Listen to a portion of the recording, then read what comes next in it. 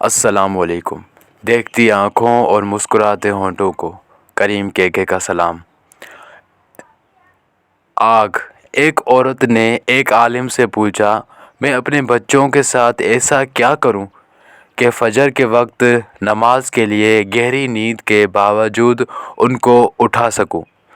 عالم نے کہا، تم اس وقت کیا کرو گی کہ جب بچے گہری نیند سو رہے ہوں اور گھر میں آگ لگ جائے؟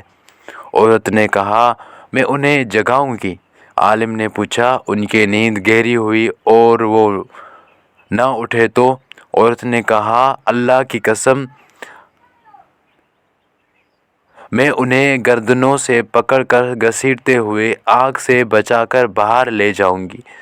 تب عالم نے جواب دیا، اگر تم انہیں دنیا کی آگ سے بچانے کے لیے یہ کرو گی تو پھر انہیں جہنم کی بھڑکتی ہوئی آگ سے بچانے کے لیے بھی ایسا ہی کرو۔